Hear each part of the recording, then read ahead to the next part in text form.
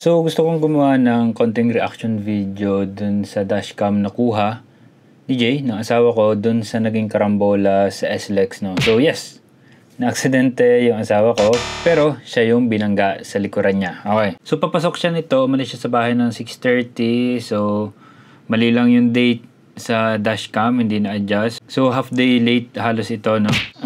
So, makikita natin, bumabaybay si Jay sa SLEX. Active overtaking naman eh. Baka sabihin ng iba na, ay, nakababad siya sa overtaking lane.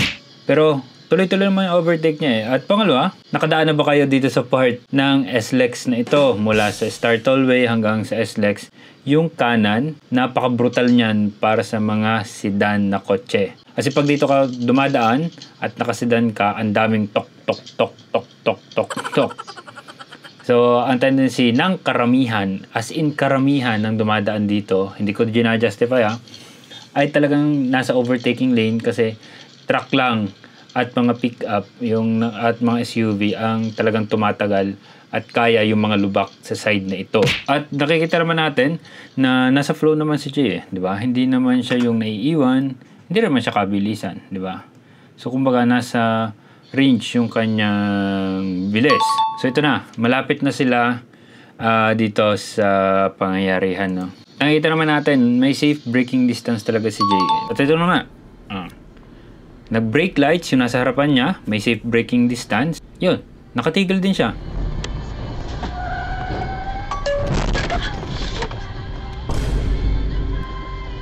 At makikita natin sa anino, mayroong nasa harapan itong Fortuner na ito. At based sa magiging pag-alis nila mamaya, di ba may aso, kasi yung mga tatlong vehicle sa harapan, kaya sabi ko, possible na tatlong vehicle pa yung nasa harapan ni Jay, hindi lang dalawa. At ito, natutuwa ako. Doon sa ilalim ng overpass, ayun may patrol at may tumatawid na aso sa tapat nila. Pero anyways, yan, nakita natin sa video, tumigil yung nasa harapan niya. Kasi naiinis ako, kasi dami nag-comment sa in-upload ko na picture sa pag-call out sa SLEX. Sabi nila, dapat daw sinagasaan na yung aso, etc. etc. Eh anong sasagasaang aso? Ay tumigil nga lang din yung nasa harapan ni Jay. At syempre, titigil siya, alang ang sagasaan yung nasa harapan niya, di ba?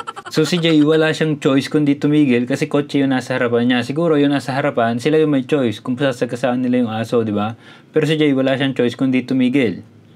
At kita natin yan sa video. At ito na nga, pagkatigil na ito, yun, naitulak na siya. Pero dahil may safe distance pa rin siya, kahit naitulak na siya, hindi pa rin umabot siya doon sa sinusundan niya na sasakyan. Yan. At makikita natin yung nasa likuran, naka-brake din siya eh. It's just that yung van, napakabilis niya, kaya ang laki rin ng damage niya.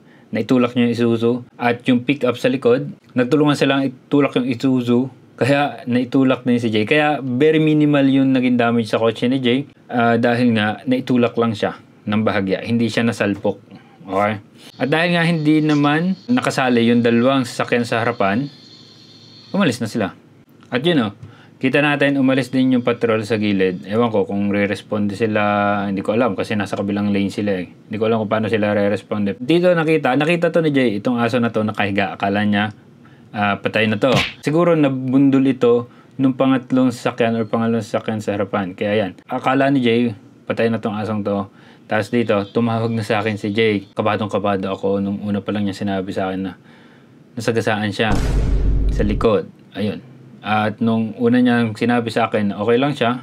Wala siyang kung anong natamong pinsala physically. Okay na ako doon. Pero alam ko rin, natakot siya, nanginig siya, kaya siyempre, tuloy yung support ko, tuloy yung mga inputs ko sa kanya para naman hindi siya magpanik. Kasi hindi siya pwedeng magpanik sa panahon na ito, lalo at solo siya at marami siyang makakausap na mga kalalakihan. Sabi ko, i-compose mo ang sarili mo, huwag kang magpapakita na natatakot ka. Okay? At ito, hindi na ito napansin ni Jay. Bigla na lang daw nawala yung aso doon sa kalsada. At it turns out, ang lintis na aso, bumangon pa at tumawid pa at muntik pang makadisgrasya ulit ng mga sasakyan.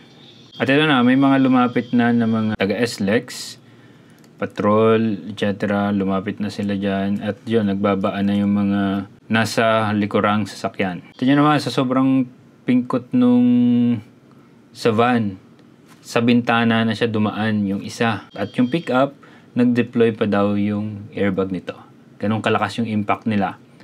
At dito nga, dahil ang nakita lang nila ay si Jay nasa harapan, hindi na nakita yung aso sa harapan, hindi na rin nakita yung sasakyan sa harapan, si Jay yung pinag-iisipan nila. Pero nakita kasi nung SLEX personnel yung nangyari, kaya yun ang ifinid nila dun sa mga tao na nasa likuran ni Jay, kaya naging maayos pa rin yung usap. Yan malinaw, hindi lang kwento namin yung pinost ko. Ito ay yung totoong nangyari.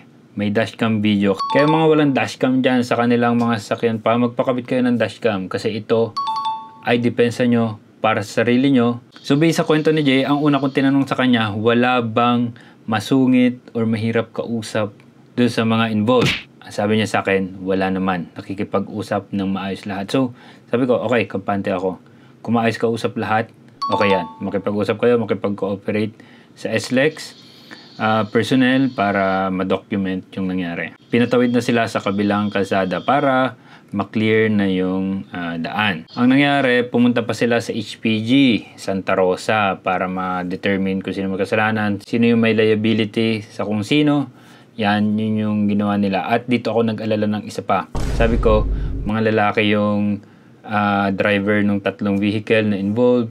Baka mamaya, lalo na pagbayaran ng usapan, sabi ko baka mabuli ka. Pero good thing, malapit na ito sa opisina ni Jay, kaya yung kanyang mga katrabaho na jail officers din pumunta sa HPG at doon na hinintay si Jay, kaya may kasama siya sa pagkipag-usap at doon ako medyo nakampante. Pero nagpa-update pa rin ako syempre kay Jay kung ano yung usapan, ano yung mga pinirmahan at ang naging resolution ng HPG. So take note ha, yung videos ni Jay, siya yung vehicle 1, vehicle 2 yung Isuzu na pickup, vehicle 3 yung van at vehicle 4 yung Hilux, no.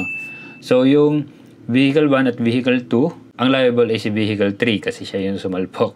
At siya yung dahilan kaya sumalpok, si vehicle 2 kay Jay. At si vehicle 4, yung Hilux, siya yung liable kay vehicle 3 sa van. Akala ni Jay tapos na, so medyo dumistansya na sila sa pagpag-uusap kasi may nag-uusap pa. At maya-maya, ang dami pa daw sinasabi ng mga kaangkas ng van. Dito ako napiko na habang nagkukwento si Jay, pero parang binubuli si Jay nung bayaran ng usapan na nga. Ito yung kinakatakot ko nung una pa lang na sinabi ko kay Jay, baka mabuli ka pag bayaran ng usapan. At yun nga, ang ginawa nung mga nakasakay sa van at yung angkas ng pickup na bakit daw tumitigil sa SLEX, expressway yan, paano nga siya hindi titigil? May tumigil sa harapan niya, hindi siya yung tumigil. Hindi nyo lang nakita yung sasakyan at yung aso, hindi nyo na pinaniwalaan. Hinamo naman ni Jay, panoorin natin yung dashcam. Hindi naman daw kumakasa. Yan. At ito yung dashcam, pinakita na namin. Okay? So ito, sana doon sa mga nagdududa, ito na yung dashcam footage sa mga involved. Sana mapanood nyo to. Ito na yung dashcam footage. So yan, ang update kay Jay. Pero ang pinaka bottom line, okay na okay si Jay.